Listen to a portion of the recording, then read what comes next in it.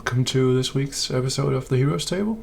I hope you guys are excited. We are certainly excited. So first of all, you may notice that we don't have webcams today. That is due to a limitation on Discord when we are only two hosts. I am Hisha. I will be your host today, together with Talubias. Hello.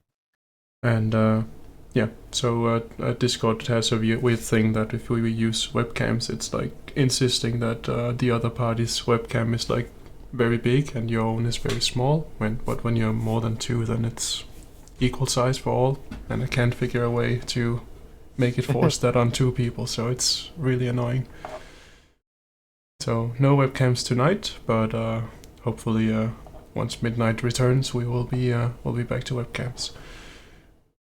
Excellent. Let's have a look at the agenda here.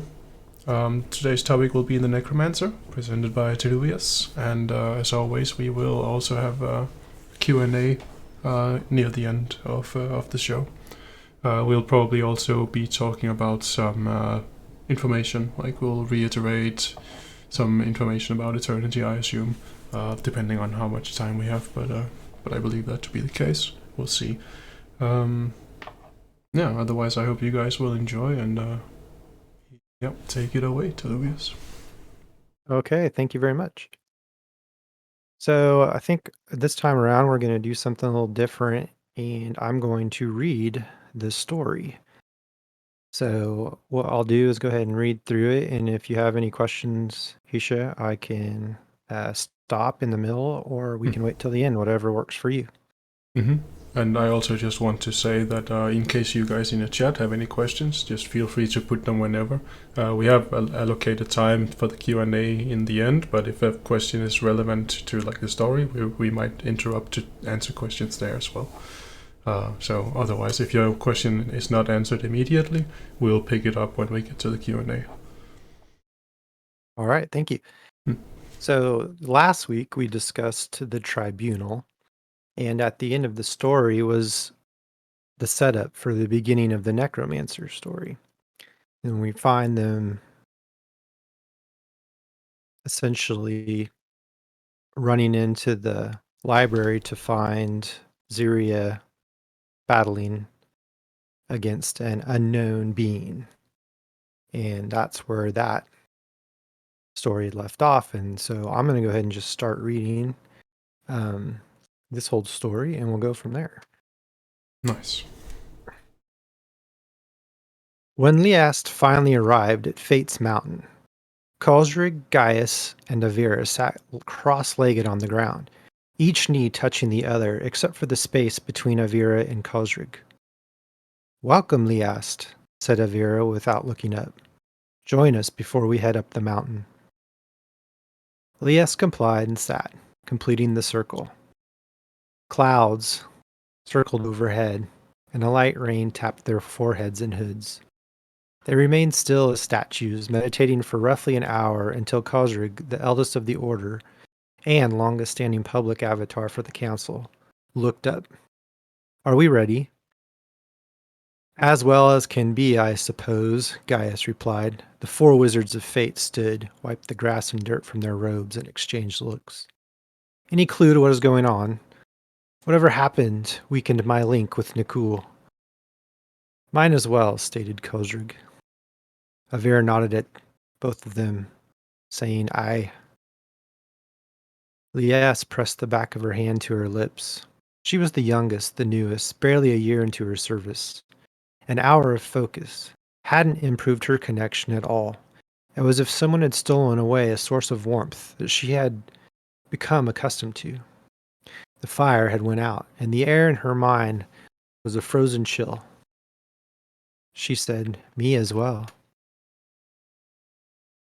Khosrig put his hands on her shoulders. "It will be all right. The disruption is unpleasant for all of us." "But what could it be?" "We should be prepared for the worst," Khosrig said. "To the temple, it is time to uphold our oaths." Lias nodded. She followed behind as they climbed the well-worn trail up the mountain. The public gardens were empty, and the weather was worsening. The lingering supplicants had retreated to the small town below. Lias thought to collect the small basket of tribute that the council hadn't taken inside yet, but decided her hands were best left free. She needed to focus. She can worry about bread later.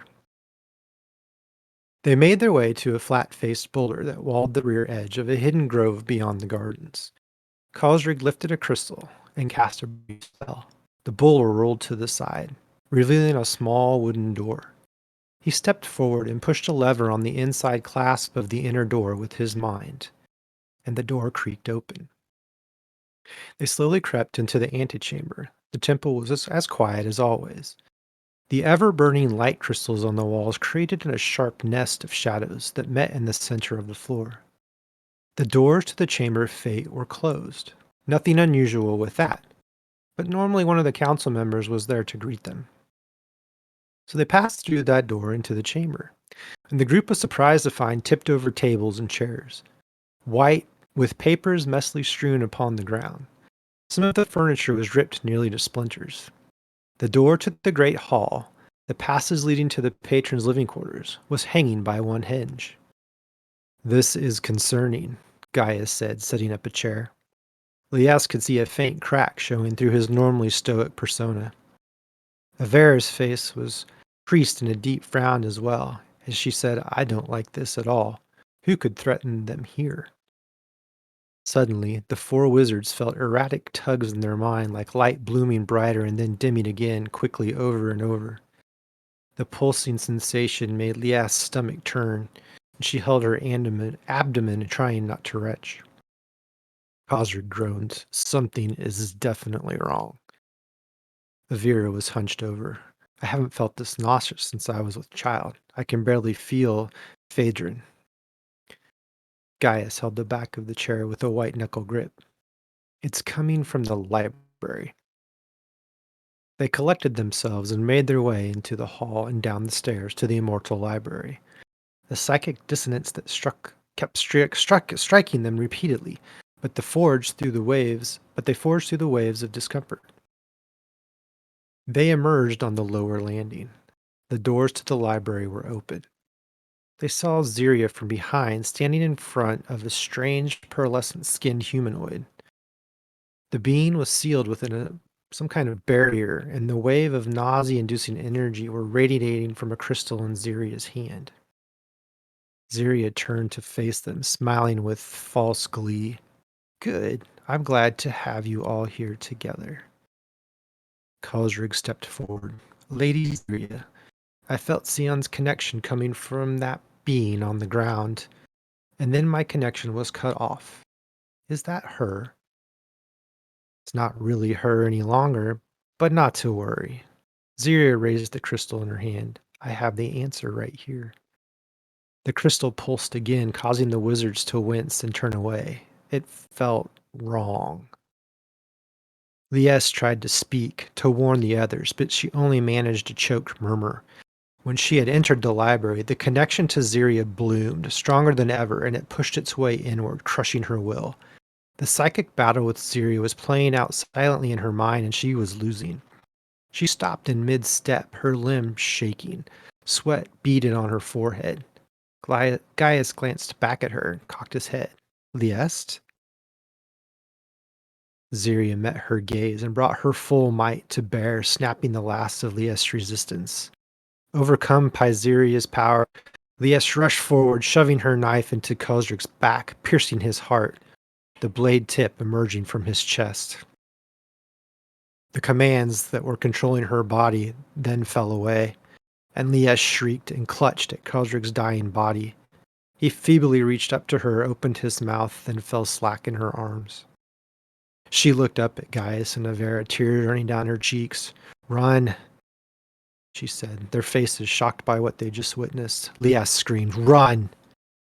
Gaius and Avera turned towards Ziria, standing their ground, and they drew their weapons. Ziria, laughing, knelt down and struck the crystal against the floor, causing a pulsating wave of dark, unholy light. The wizard's powers, now thrown into disarray, dropped to their knees and clutched at their heads. Ziria reached into Gaius's body as he was prone on the ground, and used the power of the crystal and ripped the blessing of life from him. His physical form became faded, leaving him with a half-corporeal, ghostly form. His screams of anguish echoed through the chamber before fading away, and he jerked violently before becoming still. Ziria then turned her attention to Avira. She began to tear at the point of connection between Avira's soul and her physical body as she had just done to Gaius. Avira, standing her ground, fought back with all the willpower she could muster, but it was to no avail. Ziria was just too strong. Avira was broken at her core, the life blessing ripped away, and she dropped to the ground in agony. Gaius, after recovering his faculties from having his life blessing ripped from him, was surprised to find he was still aware of his surroundings. But rage immediately engulfed him, and he focused all of it on Liest, having just witnessed her murder Kozrig. He reached out his hand, anger fueling this unknown power bursting from his translucent body, and somehow began pulling the life energy from Liest. Confusion and astonishment marked his face as he felt the life force rush into his being, resupplying his energy to an unexpected level. Liet's skin color began to dull, and her skin constricted on her bones. Gaius, you're killing her. Avira coughed and held her chest. Stop! Whatever you're doing, stop. His voice came from everywhere around her. I needed Avira. I need this life force. What have I become? He began to warp the life energy into a sphere that surrounded him. Ziria backed away from the strange confluence of magics, unsure of the power that Gaius now commanded. Lies still held Khazrig's robes bunched in her fist. She didn't try to resist Gaius' pull, ready to accept her fate rather than be used as a tool to hurt them. But Ziria didn't allow her that peace. The former council member didn't want to risk exposing herself to the freak interaction of powers that had turned Gaius into this new form. She forced Lias to stand and fight her two colleagues. Lias tried again to resist, but Ziria's will overrode her own. Lias raised her hands and sprayed a torrent of psychic energy at the spear of energy surrounding Gaius. Lias' energy, though, struck the sphere and dissipated harmlessly. It appeared that her power couldn't harm her own life force. Lias, relieved at the stalemate, smiled through her own tears. I can't hurt you anymore, thank goodness, she murmured to herself. She looked at Avira and pointed to her own head. She's inside. She won't let me go. Avira raised her now pale, deathly hand at Ziria. The air trembled again as she focused. She pulled life from Ziria just as Gaius had pulled it from Liast. Some strange new power born from the psychic connection and corruption from the crystal of dissonance that Ziria had used on the ground. Ziria backed away. How are you doing this? Avira just stared at her, unfazed. Lies could feel the warmth leaving Ziria through their connection, being sucked away into Avira somehow. Ziria cut their connection with the surge of her will and sent a psychic blast at Gaius' shield. This time the shield trembled and shrank, but it held. Lias reached toward her friends. Avira, pull me into the sphere, please. I cannot help outside the sphere. Avira hesitated, glancing at Lias' withering hand, then pulled her inside. Gaia's sphere now severing the controlling link between Liast and Ziria. Freed from her commands, Lias let out a mournful cry and sobbed onto Avira's shoulder. I'm so sorry. I betrayed the council. I betrayed you. I killed Khazrig. Avira glanced over her shoulder at Ziria, who was preparing another psychic attack. It wasn't your fault, Liast. You can be sorry after we defeat her. Psychic energy rolled over them. Gaius shuddered, his ghostly form flickering. The shield was barely large enough to protect all three of them. I need the life force in order to retain the shield, Avira. Ziria collected herself and began to build up her energy again. You're just little wizards in the end. You were always nothing without us. Give up now, and I will make it quick. Take my life. Lias pushed away from Avira and faced Gaius. Take my life and get Avira out of here. Gaius, no. Avira spurned around. We don't even know if this will work. There's nowhere I can go, Lias whispered. She's inside my mind, and it's too strong. She'll just use me until I'm used up and kills me anyway. If this helps you escape, it is worth it. Gaius's voice was faint. He could feel the twisted malaise inside himself. I think I can do this. Avira shook her head fiercely. There's got to be some other way.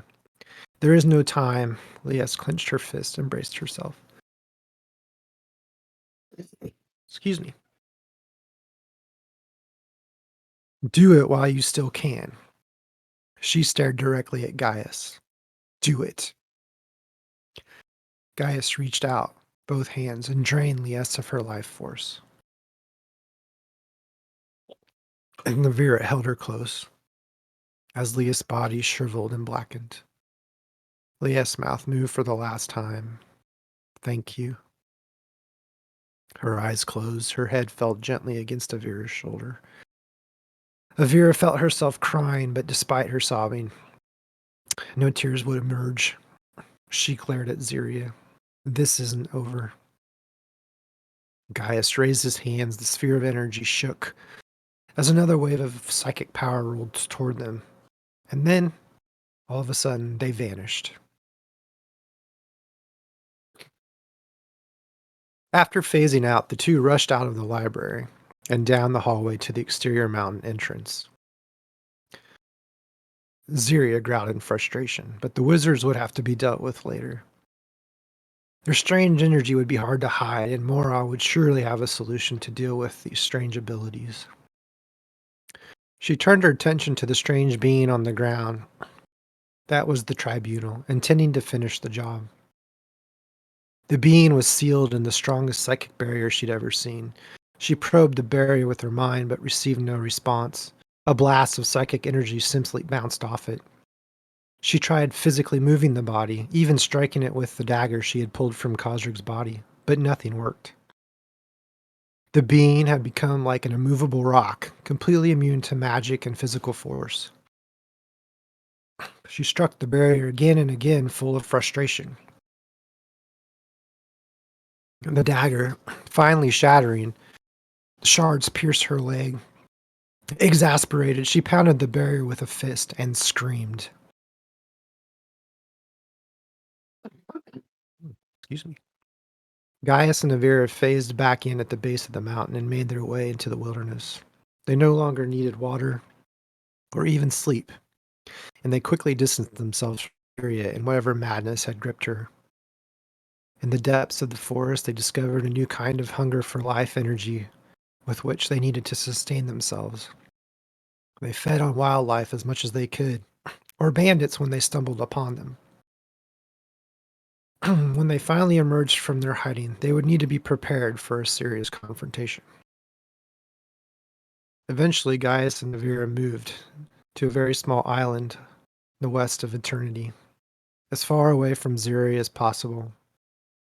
And while here, they did their best not to deplete too much life energy from the local fauna and fauna. Avira had created small shrines wherever they settled to honor their fallen comrades and the members of the Council of Fate, training themselves with this new mastery over death. They readied to reemerge, to find help, to strike back against Ziria. The end. Wow. Wow, so it's really good. I'd like to thank Heimdall, and also I'd like to thank Arbiculum for helping. Mm-hmm. Yeah, very nice. I see there were some goosebumps in chat as well. Yeah, it was very well read as well. So good job. I think my voice gave out there at the end. Yeah, so it's a bit difficult to come up with questions when it's like a reading. So I think maybe we can start with a quick recap of what's happening, like from an outside view. Like now we've heard the story, so maybe recap what actually happened in this story. Sure. So what's happened is that the 4 avatars of the Council of Fate had made their way back to the mountain, as they usually do. That's So not is unusual. this before or after they became like last week we discussed the tribunal story. Is this after or before they turned into the tribunal? So this story starts right before the fight that happens between the tribunal and the. Okay. So the what we had was that the Azyria had surprise attacked the other 3 Council of Fate members. Mhm. And in doing so, they weren't prepared because she had teamed up with Mora and had a special crystal of dissonance that was disrupting their ability to fight back psychically. Hmm. And so that pushed them back into the library, the immortal library, which they had to essentially lock themselves in and hope that help arrived or figure out a way to solve the problem. And the only thing they had been able to come up with was to try and spell that was the tribunal, which was the name of the spell, and essentially forging multiple psyches and bodies together to be more powerful. Hmm. And they succeeded, and they um, essentially still couldn't battle or still couldn't beat Zyria with the help that Zyria had Hmm. from Mora. And so that essentially put them in a position where they had to protect themselves from complete annihilation. And that's when they went into their uh, psychic slumber, if you will. Hmm. And we start this story with the 4 avatars at the bottom of the mountain about to go up for their, I mean, which isn't unusual. They meet, multiple times a year to visit with the council in person. Hmm. And so this time, when they made it up there, the battle was already in progress. And so what we're seeing is uh, the lead up to when they entered the story last week. Hmm. Excuse me. And their attempt to battle Zyria, which also failed.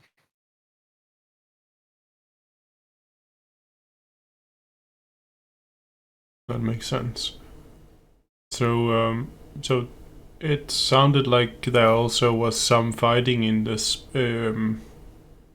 So do they observe the battle, or is this just leading up to it? They felt it. Hmm. So they felt the battle when they made it up to the, as the story suggested, they felt there was something wrong. There was a disruption. Mm-hmm. Something was off. And so when they actually made it up there, you can tell when Zyria uses the crystal again against the tribunal, because that's when their stomach turns and Hmm. felt the they felt what was happening. And so by the time they got there, the tribunal had already went into their psychic stasis. Yeah.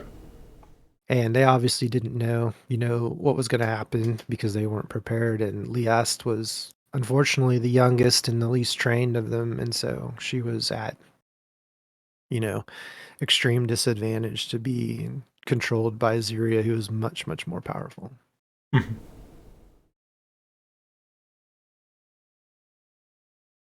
So she sacrificed herself, or like I feel like the story kind of suggested that at least. It might also have been more than suggestion, but I recall she suggested that he take her life force, but they weren't Yeah. sure if that was gonna work. So one of the things with this story is that we have things happening that not everybody understands what's happening, like the Mm. people in the story. Mm-hmm. like Ziria doesn't understand what's happening because she's never used that crystal before. Mm-hmm. And so she doesn't know that what she's done is disrupted the natural flow of life energy, causing the two that survived, that she broke the connection with their souls. And the crystal of dissonance was created, warped the whole thing and allowed them to remain, in this plane, even if it was, not completely corporal. Mm. And so what you have is um, no one really knows what's going on, right? It's like a lot of confusion on all sides. Mm. And so I this is one of those cases where I don't know if I feel like the mystery of it is what makes it interesting, because the characters also don't know Mm-hmm. what's going on, and they wouldn't, and so that makes sense. So the crystal of the dissonance has not been used in the past. Like this is the first time. Well, at least not in this area of the world. Maybe it's been used like elsewhere, but these people have never observed or used it or seen it used before. They don't know much about what this crystal does. Right. So the crystal of dissonance was a crystal that's one of the power crystals that we've Mm. spoken about, that's been twisted by Mora and um her side, the gods of death, Mm. and they've twisted the crystal. Um and in doing so, that's what created the chaos of the uncertainty of what actually happened. Mm. um because normally, if she could have disrupted their soul from their body, they would have just died. But the crystal, the pulsating from that, caused a unexpected event to happen. Mm. So was this also unexpected from the person that used the crystal, or was she aware of what the crystal could do? Like, is it everyone who's surprised by this, or is there at least one person who knows what's gonna happen? No one's surprised by how the crystal interfaced with the two wizards that Hmm. had their souls severed from their bodies, because she didn't know. She wasn't necessarily using the crystal to do that. Hmm. She was using the crystal to cause confusion and like disrupt their ability to focus. Hmm. And so she didn't know that this was going to happen. Was she aware of the presence of the other people? Like she knew the Council of Fate was there, but was she aware that the wizards were there as well when she She knew used? that she knew that they were there Hmm. when the whole time, because she had the psychic awareness of Liast, Hmm. because they were the two that were connected together, because each Council of Fate has a avatar in the physical or out in the eternity. Hmm. And so Ziria and Lias were the two that were paired. And so the whole time we are like, is Liast even aware of what she's doing because she's being controlled? We know. Part of a few lines at the beginning of the story makes you wonder if she was being controlled at that point, and she just Hmm. didn't know it, because it's so Makes sense. just like Ziria was very subtle with corrupting the Mad King as well. Hmm. I see. So yeah, so we know that the wizards were there, and it's not the first time they go there. What was the objective of the wizards? Like, why do they meet with the council? I think last So week we discussed that they were getting orders from the council, but it sounded like they don't have to be physically present to get orders from the council. correct. So Sorry. each that's okay. Each person has a direct connection with their patron, if you will, in the Council of Fate, and they are just a representation out in the public, to help. I mean, that was originally the whole intent of the council, was to kind of get ahead of the chaos that the gods of death bring, right? To be a little bit proactive. And let's see how to say this. The part of that connection is something that needs to happen physically, like kind of like a battery charging. And so it wasn't unusual for them to meet like 2 or 3 times, in a year. I see. To face meditations, recharge, realign the connection. I see. So would these kinds of meeting be planned, or is it just like whenever the wizards are in town, they would go there, if it's like a certain like time has passed, or do they plan them in advance? Just so what I'm trying to get at here is, do the council know that the wizards would be there on that day? So that was part of the plan. Elias or Ziria's plan was to deal with all of it at once. And so the days that they meet would be like how we would, like the first day of spring or the first day of fall, that kind of, it's always the same time of year, may not be like the exact day as we would be so required to be specific in our day and time, but like that's not necessary. Here it's like they might not all show up at the exact same time, but they all show up around the same time and then head up and spend some time with the council. Okay, that makes sense. So so the 2 wizards that survive, so do we know what happens to them? Like, where do we go from here? Is that part of a different story, or can we talk about that here? How does that work in the lore? So Lies and Kozrig are dead. They're not coming back. Oh, okay. So they do not survive. They do not survive. Okay. Gaius and Avira, I mean, quote unquote, survive. I mean, they're in a state of undeath. And so we aren't sure. We aren't sure because we haven't delved into the details of a lot of this magic, I guess. Where the part of it is because they don't know. I mean, that's like, we don't want to ruin the suspense of disbelief, if you will, by trying to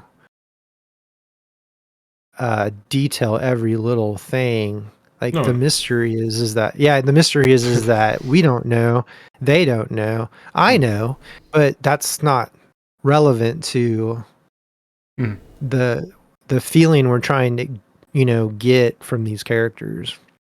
So what we do know is that their souls are kind of separated from their bodies, and the life energy of one of the wizards, I forgot what her name was, but because she wasn't trained as much, she was not as strong, so her life essence got absorbed, or like, you can correct me if I'm wrong, but that's like what I got out of it.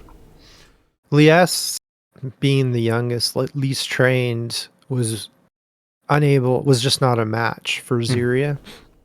I mean, none of the wizards would be a match for their patron.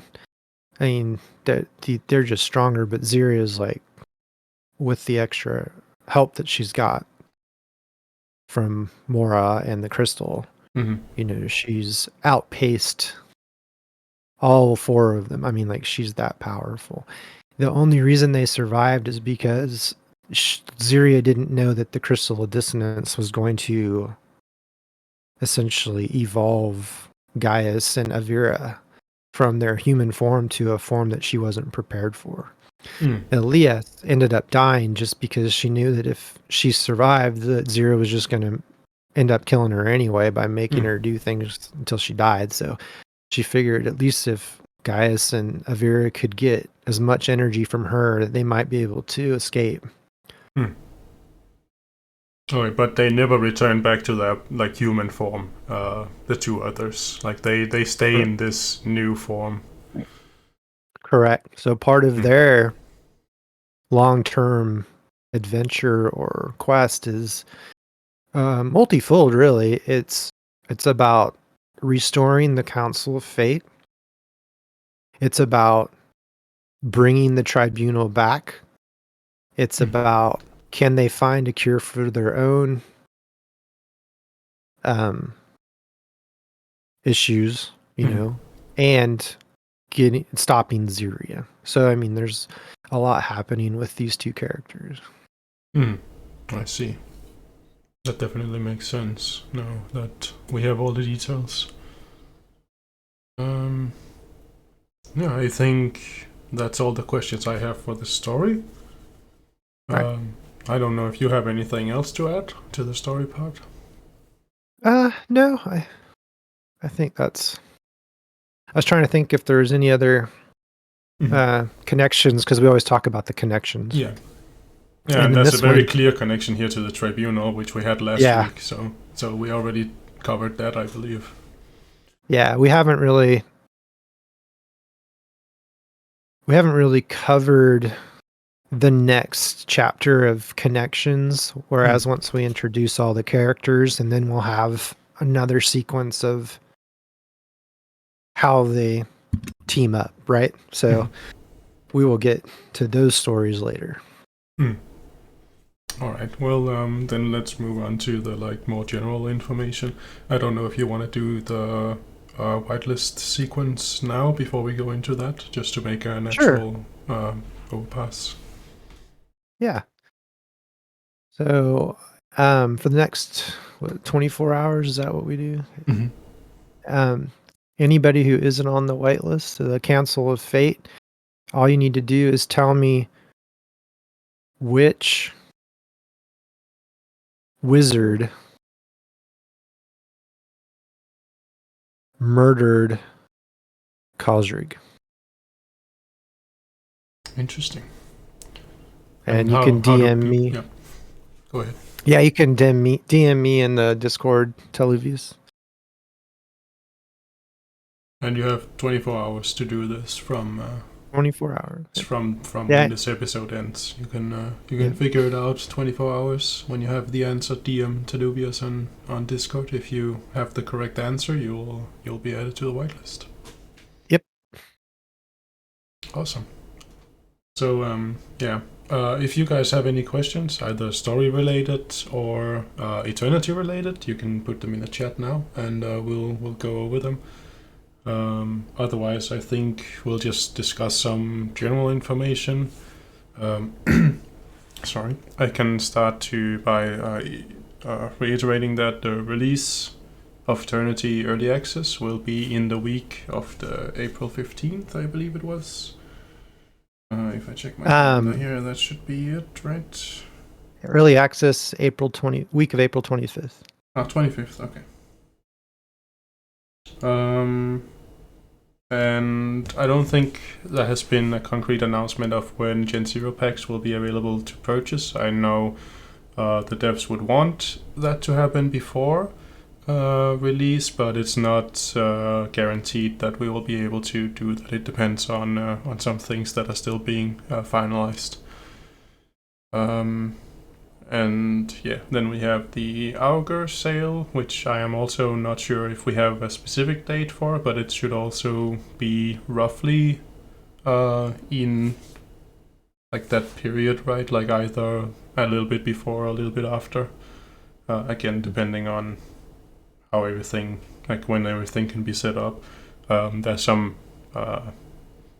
stuff outside of the hands of the devs that also need to fall in place before everything can get set up. So we're not in control of everything, which can cause a little bit of uncertainty on when things can happen. Yeah. More specific, the augur, I think it's already announced, will be 40,000 omen per augur. I think that's the final price that was announced. And there will be no artificial limit. So if you have more than 40,000 omen, like if you have 80,000, you can buy or mint 2 augurs, and if you have more than that, you can mint more. Of course, the amount of augurs in circulation will be limited by the total supply of omen. So when there's no more omen, obviously you can't mint any more augurs. But there will not be like a limit per wallet to how many augurs can be minted by one wallet. For Gen 0, I'm not sure if there's a limit. There might be like you can only buy one Gen 0 pack on one chain, but if there's more like different Gen 0 packs, because we will be launching on multiple chains, so it's likely that there will be something alike on other chains, probably with a different selection of unique characters. For the first chain that we'll be launching on, the unique character will be the Valkyrie, which we have also talked about in a previous episode, the backstory of the Valkyrie. But that'll be the unique character here. For the Gen 0 packs, the first round of Gen 0 packs, there will be 1,500 packs, which means the total supply for Valkyries will be 1,500. I think that's the only thing that's like very specifically set in stone regarding Gen 0 packs, and regarding if there will be other Gen 0 packs on other chains. It will definitely not include the Valkyrie, is my understanding. Is there anything else we can disclose? I don't think we can Well, get the price of the the Gen Apple. 0 packs, I guess, which will Yes. be also $1,500 per pack, and the pack will consist of 5 characters, the Valkyrie, of course, and then 4 random characters. And you are guaranteed that all characters will have a minimum rarity of epic, I believe it is. Yep. Cool. That is correct. And I believe it's the same for the augur as well. It will also be, I think, rare or above, or epic or above. I'm not sure specifically. It's rare and above. So you will get no common augurs at least. Correct. Yeah, there will be less augurs than there will be Valkyries. Yeah, that too. That's also an important point. I think that's most of the general information that we get most questions about. Again, if you guys have any more questions, things that you concerned about or anything, now's a good time to ask, and we can get to it immediately. Other than that, I'm not sure what else is interesting to say here. I guess we can show some gameplay. It's been updated a lot since last time we played it on stream, I believe. So maybe that could be interesting for people to see. Yeah, I'd say if you can, that'd be awesome. Yeah, I'll just need a moment to set it up here. All right. So I guess Cool. you can try to have some conversation going while I set it up, and I'll see if I can figure this out. I think we had a question in the I can't remember what chat room it was about the tokenomics part of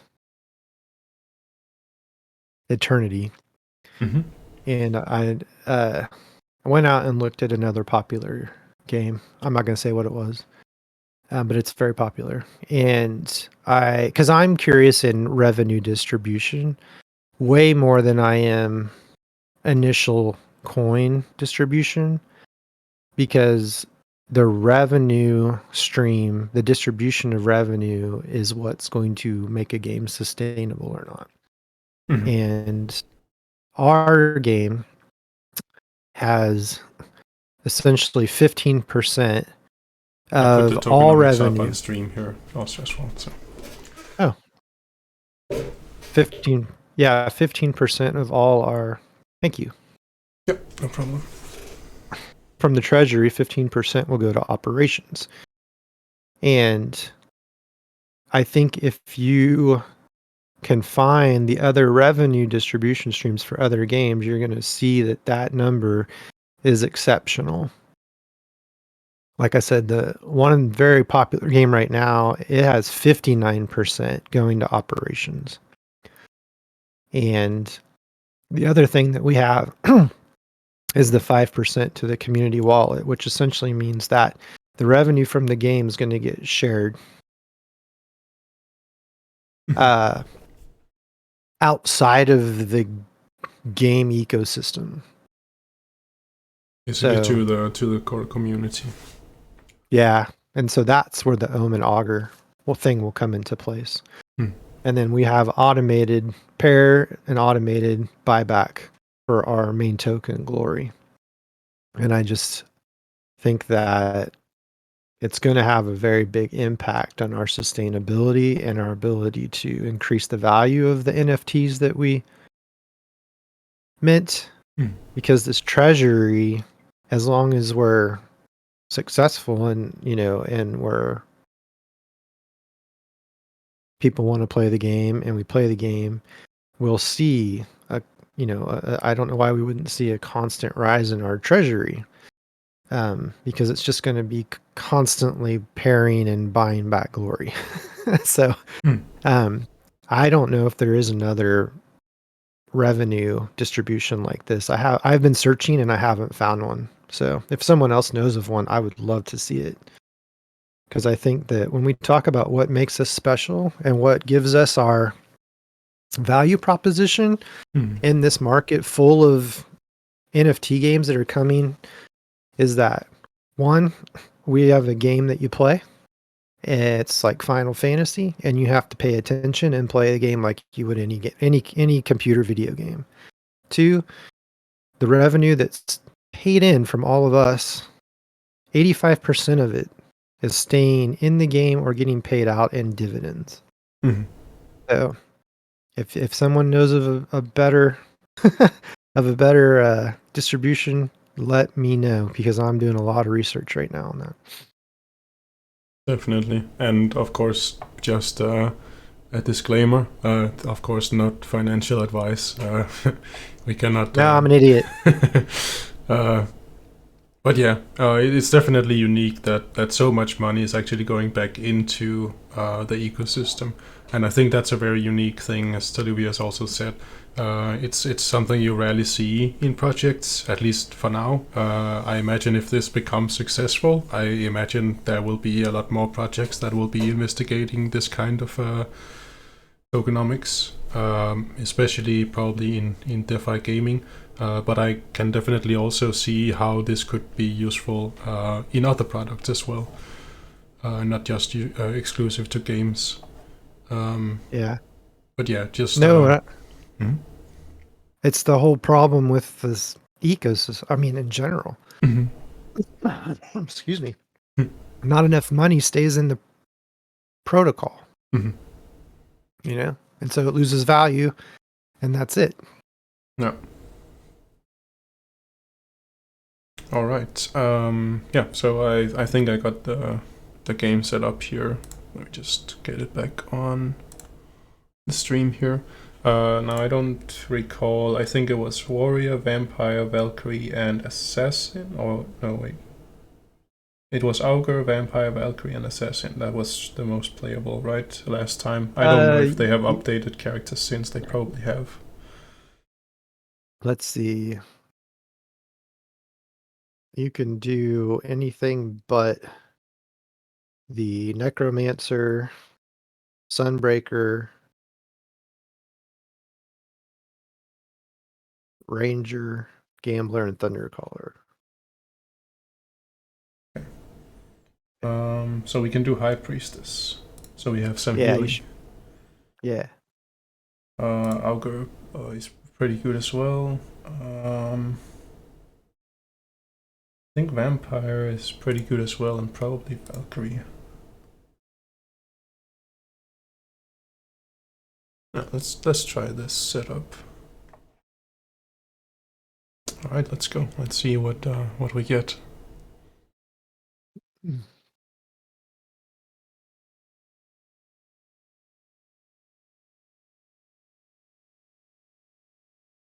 All right, seems like the game is not hating me too much this time. Yeah, I noticed it. When I've been playing it loads way faster. Yeah, but usually I get matched with like extremely difficult enemies. It Yeah. seems pretty good this time. Oops, I didn't mean to do that, but it's fine. Let's see what else. So it's this is really just demo beta Yes. right now. So just keep that in mind if you're watching right now. The enemies aren't they're not tied to anything, so they're just completely random. So Yes. it may not scale. It could potentially not scale right with the current characters, and I don't think the current characters are fully loaded with items and stuff either. So yeah, just keep that in mind. Yes, absolutely. And also, this is not like a demo of the entire game. This is like a very small part of the game that we are allowed to demonstrate. The game will be much more than what you see here. There's more stuff. This is just what we can show. I guess it's also where most of the progress has been made so far. Yeah, I think that they're working on some more animations, but I think most everything's in the pipeline at this point. So. Yeah. At least for the main characters, I know that they got a ton of monsters they're working on. Definitely. Oh, wow. Nice miss. Valkyrie not doing too great there. So the Valkyrie's got that buff that she can put on herself that makes it hard to hit her. I think it's option 4. Let's see. We have the vampire here. Probably need to get rid of this guy. Not quite there yet. Ooh, okay, never mind. Got him.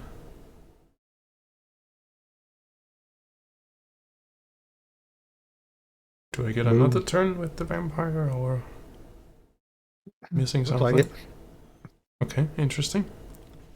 Well, I think it depends on how fast they recover because this is also right. real time. Yeah. Yeah, that's right. It's not as turn-based as you might think. Right. Yeah. Some things are faster than others, and so it'll. Yeah, there you go. I like to use that. This guy has a lot of I do. health.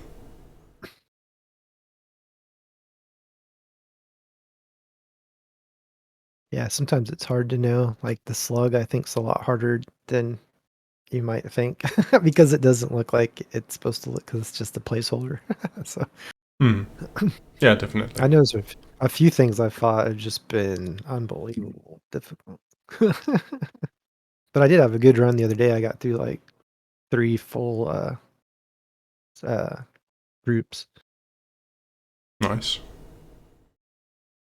Yeah, this is the first time I'm playing with the High Priestess actually in a long time. Yeah, I'm not used to playing with healing.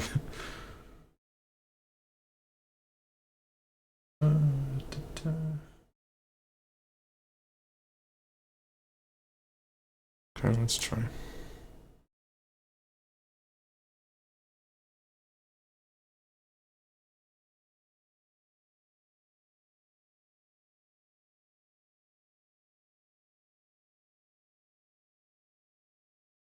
I should have probably targeted a weaker enemy. So I don't have 3 people attacking me all the time.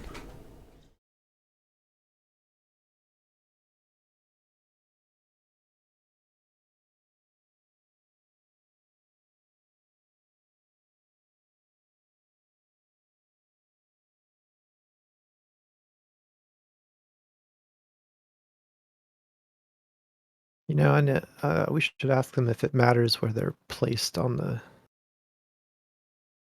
Oh yeah. board. Kind of like Darkest Dungeon, how it matters which order they're in and whether or not it affects what you can and can't attack, you know, physically or with magic because you're too far away. Yeah, that makes sense.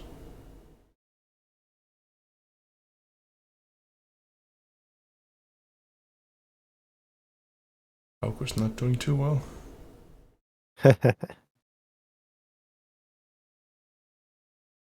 Dismiss.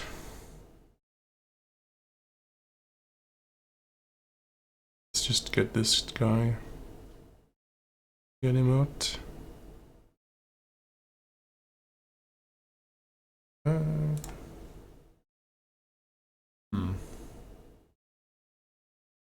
So I notice I don't get the view anymore when I. Oops, I didn't mean to do that, but that's fine.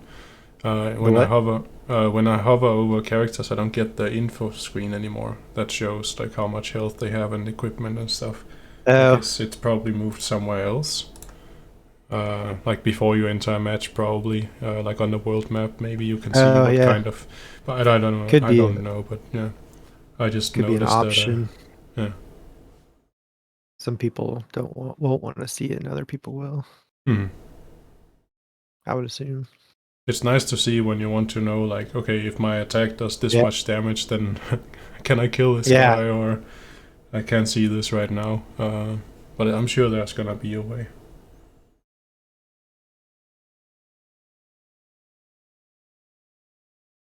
Just trying to get this guy blinded or stunned to heal my auger. It's not a lot of healing, but it's better than nothing. Yeah.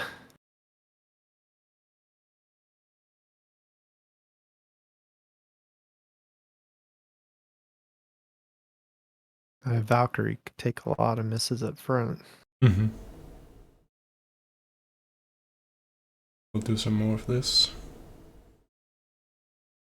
Get the healer again. Let's apply more healing to the auger, just in case. Okay, now the vampire's taking a beating. Oh, how convenient. Healing as well. Looks like the Valkyrie is already regenerating, so now we have generation across the board. Let's see if we can stun this guy or throw some lightning bolts on him.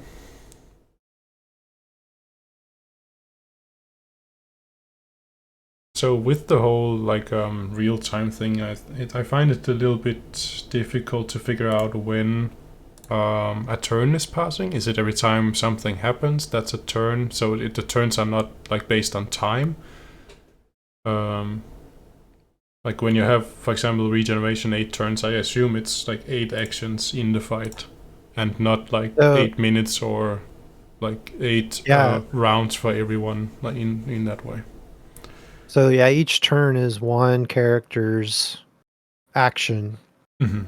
And then once that turn's over, everybody gets whatever their allotment for their time bar is, fills up to the next person's. And the time bar is the yellow bar here, right? And it replenishes every turn a certain amount. Yeah, so and so you can buff that or debuff that depending on what your character's abilities are. And I'm going to guess probably also weapons and armor once we get And We'll I'm get those assuming in. I'm assuming a character becomes active once its like yellow bar is all the way up. So right now the Right. vampire is the only character that can do anything. Correct. Because she's the only one who has quote unquote energy, or I'm not sure what we refer to this as. Yeah, I don't know Time if you units. do. Um, Got him.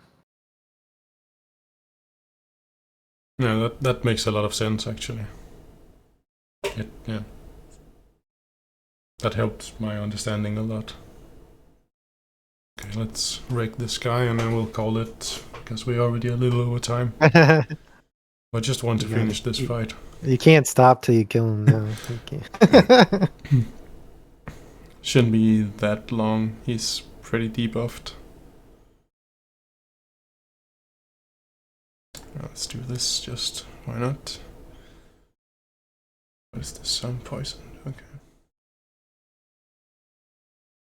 So healing really takes a lot of time to recover from for the High Priestess, or at least well, sometimes it does. I'm a little confused as to how much you get added in a time, though, because sometimes the High Priestess can do things very quickly, and sometimes it takes a while for it to recover.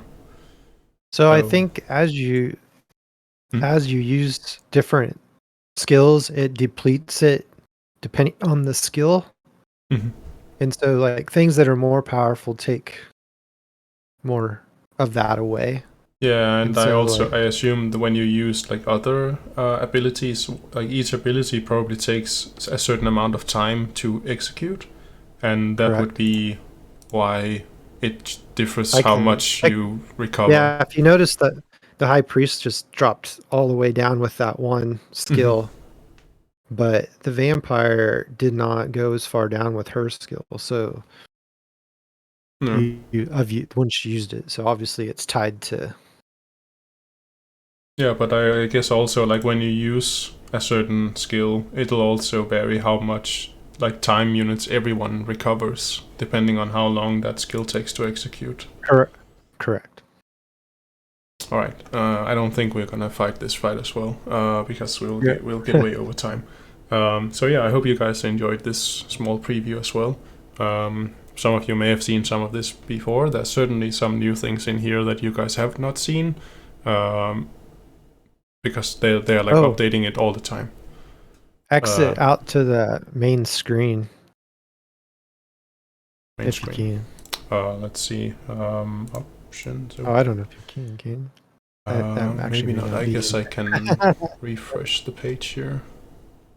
I was thinking that all of the character profiles are at the bottom of the screen. It might be fun for everyone to get to see them.